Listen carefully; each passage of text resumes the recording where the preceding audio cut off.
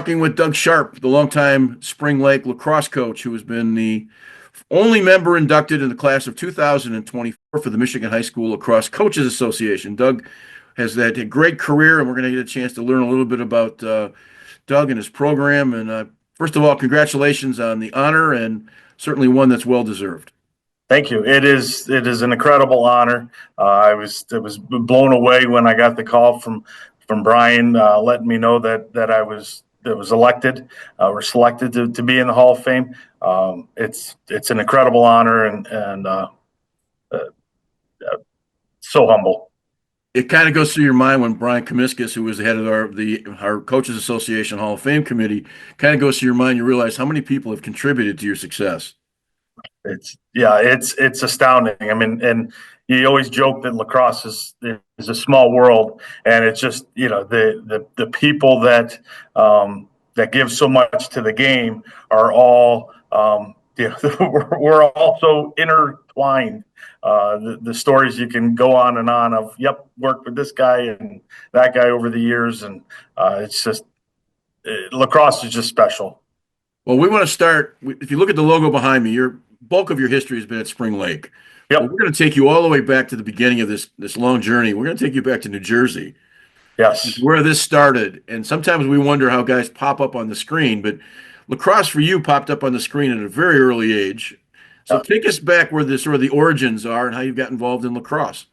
Right. So, obviously New Jersey is, known as a good lacrosse. And so in fifth grade, picked up a lacrosse stick, wasn't doing anything in the spring, and fell in love with the game immediately.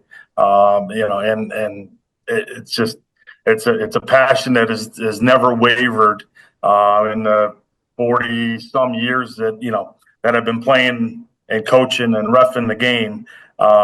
And so, grew up in New Jersey, middle school ball, up into high school ball. And then my parents decided to move to Michigan, follow my sister out to Hope College my senior year. And I decided to stay back in New Jersey and finish out high school and played there. And then freshman year is torn between going to Purdue and Grand Rapids Junior College. Didn't really know what I wanted to do with my life. And so made the decision to go to Grand Rapids Junior College for a couple of years. At that point, talked to a buddy. He was going to the Marine Corps, and I'm like, that sounds fantastic. So I went in the Marine Corps, served 4 years. Most of my time was in Quantico, Virginia, playing club ball down there with a bunch of jarheads, and had a good time there. I got out of the Marine Corps and was living in Frederick, Maryland. This is 95, and I drove past the park, and there's some kids playing lacrosse, and I'm like, oh, let me see what they're up to. So I stop, and next thing I know, I'm assistant coach, and that was kind of my first foray into coaching. Loved it. Was kind of lonely in Maryland. Family was all in Michigan.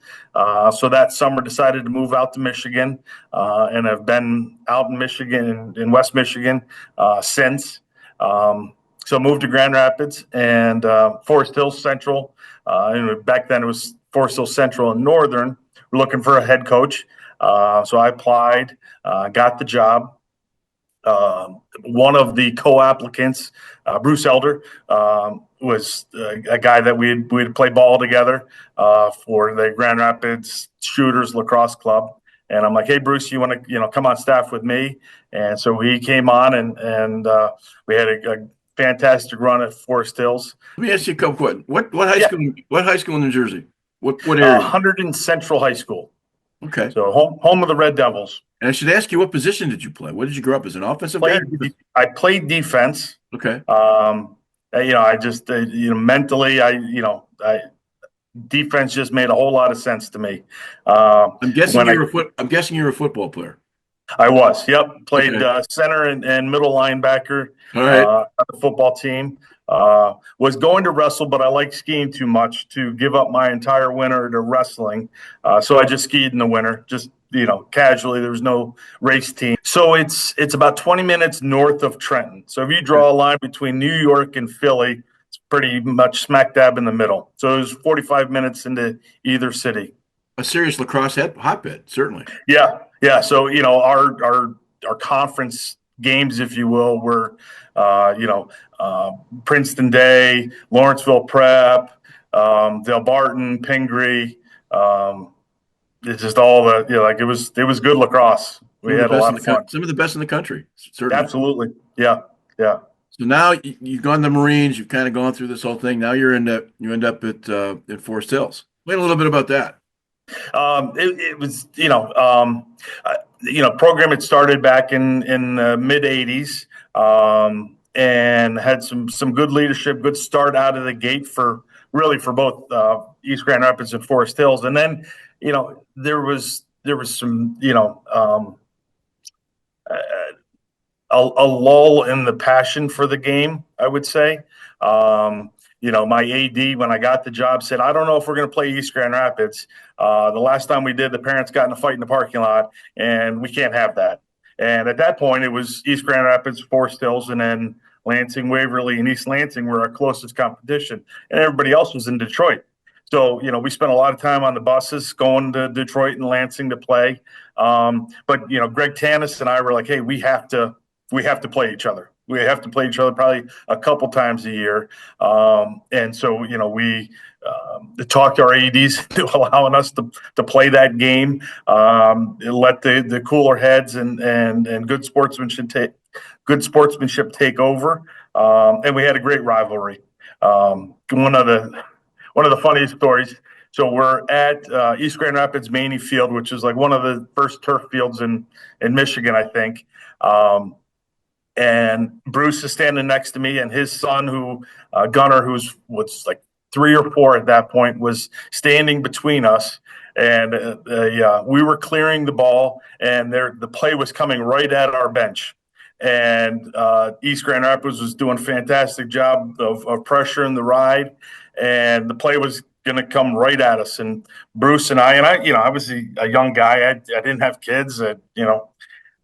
Play was coming at us when we take 2 steps back to let the play come into the bench area a little bit. And poor Gunner didn't get that memo and got just blasted. And we laugh about it to this day. Now Gunner, fast forward, went to East Grand Rapids, played at Hope. Bruce coached at East Grand Rapids and ended up at Hope for Mike Shane Holes. And now Gunner is head coach at Hudsonville.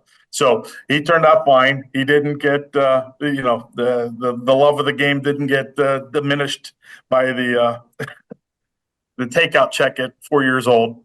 But we had a good time at Forest Hills. You've always coached, like you said, you're driving along a road and all of a sudden you see a team and, within an hour you're an assistant coach. Yeah. Where does that passion come from? My mom was a gym teacher. We loved playing pretty much every sport. Growing up in New Jersey, we built a house on a field. We had a volleyball court. We had a softball field. We had a ski hill. You had a backstop for the softball field. So when I started playing lacrosse, I would try and play wall ball against the fence. That didn't work. Went to the garage door, left ball marks in the garage door because it was like first generation particle board. And, so I have like 100 dimples on the garage door. My dad said, nope, that's not going to work. Move to this wall, move to that wall, take out a window. And so we struggled finding a wall ball. I struggled finding a wall ball as a young kid at home. But after Forest Hills, you kind of took a sabbatical and went into refereeing. I did. Yep. I got married, had kid number 1 in 2001. So I was still at Forest Hills. Kid number 2 was on the way. And I'm like, it's probably time to step away.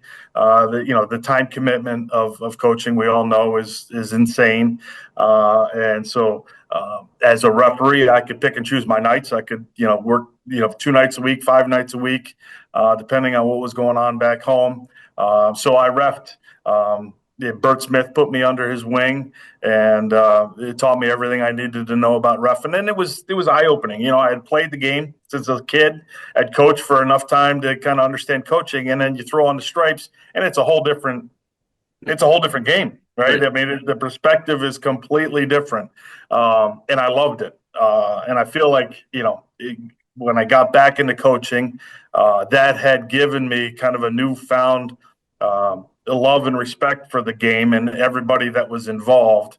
After, Um, after your period of being a ref, what did you learn that you could apply to then the next couple of jobs at Caledonia and Spring Lake? And we'll get to that. But what did you learn from the Stripes that maybe helped you better as you got older as in the coaching ranks? well, it's interesting, the flow of the game, and I continue to talk with the refs and work through what is an advantage in lacrosse, right? It's different than in football where a holding is a holding. A slash isn't always a slash, but when you're getting the top of the arm with a stick and you've never been hit like that before, you're like, well, that's not a slash. But like, well, let me do it to you and see if you feel like it's a slash or not. So, I've always wanted to build those relationships with the referees that we the tagline is they're the third team on the field, and they really are. And from my perspective, the the relationship between the head coaches and the referees, one, it needs to be of mutual respect. You're both trying to you're trying to coach a game, they're trying to ref a game. You want a good clean game, and yet so often there's so much um, anger towards the ref because they didn't make the call that you thought they should make the call. So it gave me just a great respect for what they're trying to do, and gave me the ability to create those relationships and have that banter. Like, I saw a slash. What did you see? You didn't see it. That's fine. But let's acknowledge the fact that we're going to agree to disagree and not let it get contentious, and spiral out of control, both from the flow of the game, but from a relationship standpoint. So, I think in the middle of the Spring Lake run, one of the refs came up to me and goes, I appreciate you because when I come to Spring Lake, I always want to bring my A game because I know what I'm trying to do out there. And I always want to try and give you the best product you can. So, that was a great compliment by a referee. And I think, as the sport grows and develops, we need to have that relationship be less contentious and be one of we're all on the same team looking for the same thing. As a So longtime football and basketball official, both collegiately and high school, I can tell you that it's amazing your perspective from other coaches who have not had the experience.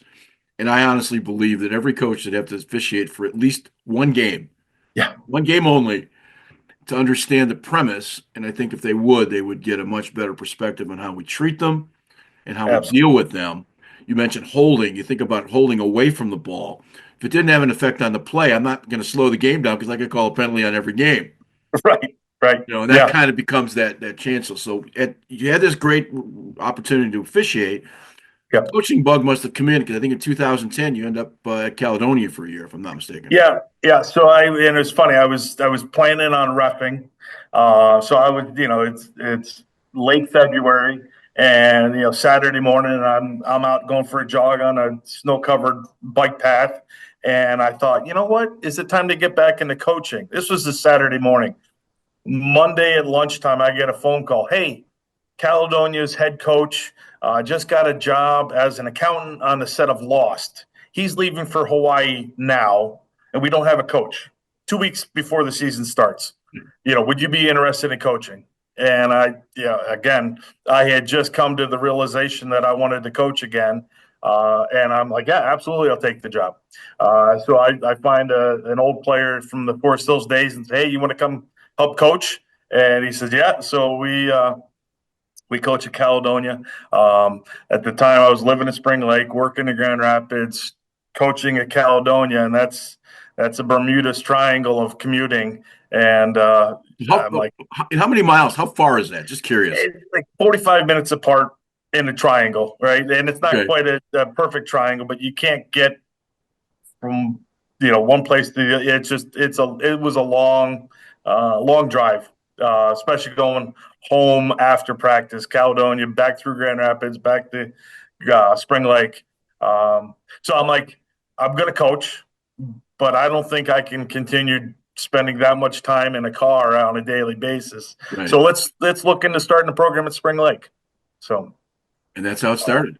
that's how it started. Yeah, I met with the AD, and he's like, "Hey, you know, uh, it's all well and good. I understand that you want to start a lacrosse team, but the last thing I want is for you to start a team and 3 years later say, okay, now I'm moving on." So he said, "How long will you do it?" Well, at that point, my son, my youngest kid, was 2, and I said, "Well, I'll coach until Rob graduates high school, and if that's long enough, then I'm your guy." And he thought about it for a split second. Said, "Yep, that's long enough." Um, and it's funny, I said that for years. First 5 years, I'm doing this till Rob graduates. I'm doing this till Rob graduates, and I didn't think it meant anything. I thought it was just an arbitrary date out there. Um, but we build the program. The middle school lacrosse scene in West Michigan was very disorganized. We'd go to a school in January, February, and you'd have coaches walk in the room saying, "Hey, do you want to play on this date and that date?" And you'd end up with double booking yourself and playing. I call it, non-competitive games because you didn't know, what you were bringing to the table versus what they're bringing to the table on a year in and year out basis. It was disorganized. And so I said, well, let's start a lacrosse league for youth. So we started the Lakeshore Lacrosse League. Started 2000. So started the program at Spring Lake in 2010. 2011, I'm like, let's start this league. Find 8 schools. I think we had 10 teams. Playing, formed the conference, formed a schedule, and then by the end of it, we grew a couple more teams in along the lakeshore, and then the Grand Rapids teams are like, "What are you guys doing over there? You seem really organized, and everyone loves it." And so, the East Grand Rapids, Forest Hills, Rockford programs kind of doing their own thing. They were far more mature than any of the other programs in the area. But we ended up growing the Lakeshore Conference into the Lakeshore Division and the Metro Division.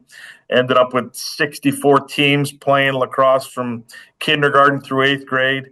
I was commissioner of that conference, if you will, for the first 8 years, and then decided to hand the reins over to the next generation of guys. But so I've always wanted to grow the sport organically and with some thought on making as many games as you can on your schedule as competitive as they can be. So we would put everybody into a big pool and then talk through where they belong and what kind of level are they at, so that you had as many competitive games as possible. The games that are 23-1.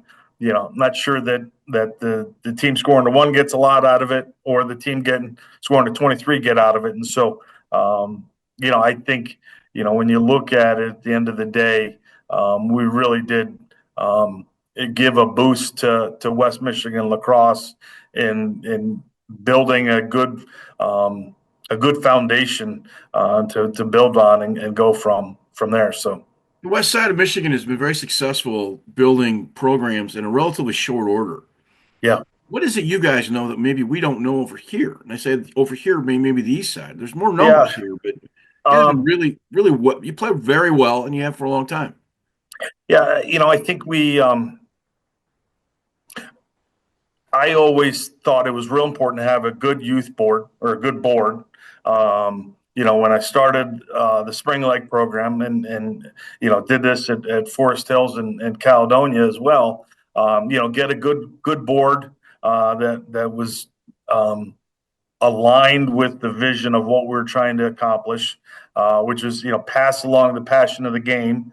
In my opinion, lacrosse is the easiest game to fall in love with. You got the contact of football, the hand-eye coordination of hockey, the field awareness of soccer, and the one-on-one defense of basketball. You take the best things of all the sports, and that's lacrosse. So for me, it's just an easy sell, but you gotta present it and package it the right way. If you're disorganized and don't have the leadership, the funding behind you, the school support, you're going to fail. You're gonna struggle. You're going to ebb and flow. You have a couple great years and then some down years, and so over the years we've put on clinics for players. Coaching has always been a challenge. When I started at Spring Lake, I think it was the first 4 years before I had an assistant coach because I'm trying to find anybody that knows the game to coach. And I've always joked I can take a lacrosse player and teach him how to coach, or I could take a coach and teach him lacrosse, right? So, I'd grab, football dads and teach them how to coach lacrosse. But that takes time, right? It's not an overnight thing. And, the kids learn the game at the earlier they learn the game, the better chance they have to be an outstanding player in high school. But you need them to be learning the right way, right, with the right techniques, the good stick skills. And so, it's hard when you start with a blank slate of I don't know what lacrosse is to then build a program that is doing all those things the right way. And so, through clinics with parents, with boards, with players and coaches, kind of, said, hey, here's the blueprint for how to build a successful program. And I think a lot of people have taken that advice and put it into their programs. And so, yeah, it is phenomenal to think that in the 28 years that I've been involved in West Michigan lacrosse, we've gone from two high schools to I don't even know how many, 33 teams in West Michigan now. So it's been phenomenal. It's been exciting to watch the growth. I remember back in 97, 98, we decided we're going to start an indoor league. And so I think my brother Andy graduated Hope, played under Mike Shanels and started the Rockford program. And so we had Rockford, East Grand Rapids, Forest Hills. And then we grabbed the Lansing teams and said, hey, come on out to Grand Rapids on Sunday nights in the winter. And we played it, I think it was called Dome World. It was one of those sports domes, dirt field. And we're playing indoor ball in, slightly warmer than freezing temperatures. And so, you go back that far and it's fun to think about all the things where you came from and where you are today. It's phenomenal. And I'm proud of West Michigan lacrosse. One of the nice things is that the love of the sport didn't go too far out of the household. Both your daughters and your son played. And the wife coach. Yeah. Lacrosse has been a part of the Sharp family for a while. For a long time. Talk briefly. Lacrosse season, rotisserie chicken season, because when you got all five of you going in different directions, the only thing you have time for dinner is a rotisserie chicken. So, talk briefly about what it's like being a dad to your daughters and then a coach to your son. It's so fun. It's just it's a different relationship. Parent child, coach child, and so you have those conversations after a practice, after a game, and it's hard sometimes to know which hat you need to put on. Do I need to put on the tough love coach hat, or do I need to put on the soft give a hug dad hat? So it's fun. And one of the things that my son Rob was tagged along through all of, so he would go with Jess and the girls growing up, as a 3, 4, 5, 6-year-old without a team. So he would come to the girls' practices. That kid's got stick skills like you wouldn't believe. But when he got to high school, he decided that he didn't have the same love of the game, and so as a parent, that was one of the hardest things that the two of us went through, was allowing him the freedom to say, Dad, I don't love the game like you do, and I think I'm going to move on and do something else.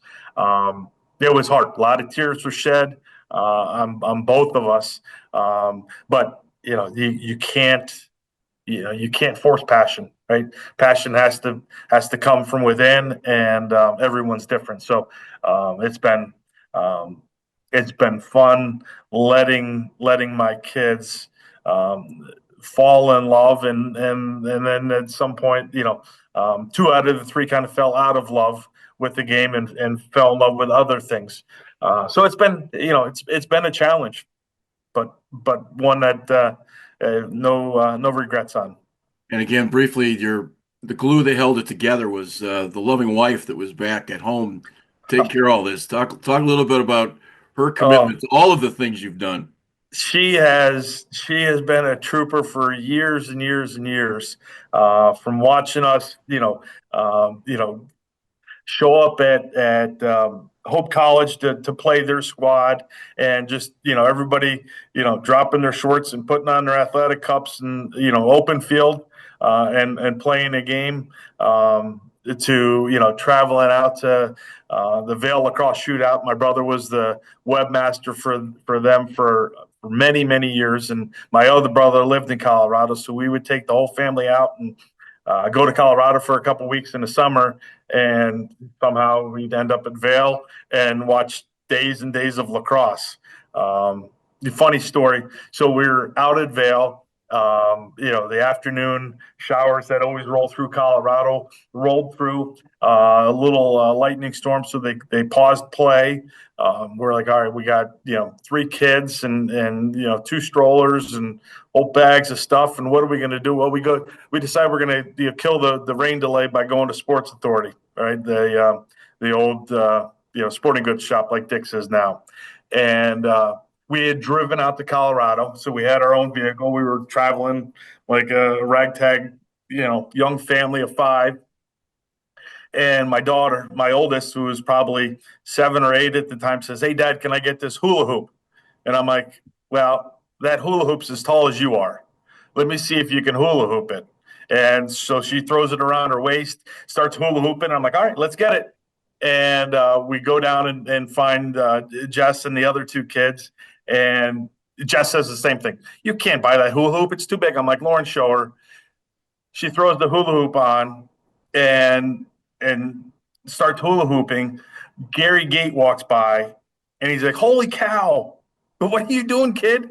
And so we talked with Gary real quick, and it was just that back then, like everyone just walked around and had a good time, and so just crazy lacrosse stories. But Jess has been so instrumental in my commitment to the sport and allowing me to do all of those things, the coach and the middle school lacrosse league. But she, held the family together, and we did a good job raising the kids. So, I often call spring like lacrosse my fourth kid, because they got as much time probably as my three real kids did. But it's been a passion and a love to provide the community that I call home, to a program that is where it is today. As you step out of that job and position, and certainly avocation, Hmm. maybe even a vocation to some extent. It was a Yeah, 1A to doing what you do during the day, chasing numbers. yeah. What will replace it, if anything? And is there going to be something to replace it? There will definitely be something to replace it. I will likely get right back into reffing. I love that. I think I'm a really good ref as well. And again, having played it for as many years as I have and coached it, I understand every perspective of the game. And frankly, it's not that I guess we do need plugs for refs, but I was in the 5 years that I repped, I was in the best shape of my life, and I was a Marine, right? So I could hump 18 mile with a 100-pound back on my back and be fine. Lacrosse reffing is a physical demand. And I probably need that in my life now. So I'll probably get back into reffing, probably do some more golfing. Yeah, it's been a long time since I've had the ability to be in a golf league. When you have your schedule booked through early June every year, it's hard to commit to a golf league. So, but we'll see. I'm stepping away as head coach, but there's no doubt in my mind that I'm not stepping away from the game. I love the game, love everything about it. So I'll find some way to continue giving back to the game. The one thread that we have sort of found through doing all of these Hall of Fame interviews is there's sort of a Pied Piper in every community. And whether it's, some of those stories about guys driving around pickup trucks to pick up any equipment they could find anywhere, Yeah, to, picking up kids, making sure, other young folks had the opportunity for rides or meals or money, whatever it might be. yeah, I just wonder if you could tally all of that up from all of those Pied Pipers, how much it's meant to the sport, you certainly being one of them, and for all of that effort being nominated into the class of 2024 for the Michigan High School Lacrosse Coaches Association. We thank you for your time. We certainly thank you for your effort, and something that certainly will not be missed, or it will be missed, certainly. But yeah. for your effort, we thank you. Well, and thank you. It is an incredible honor. We don't coach for the money. We coach because we love the kids. We love making a difference in kids' lives, and love the sport. And that is we need those Pied Pipers out there going over and above what a normal guy will do to give back and to build something that is something to be proud of. And so as I move on to the next chapter, I am very proud of the time I've spent in West Michigan and building the sport. And it's an incredible honor to get this honor at the end of it, because you don't do it for the glory. You do it because you love doing it, and it's the right thing to do.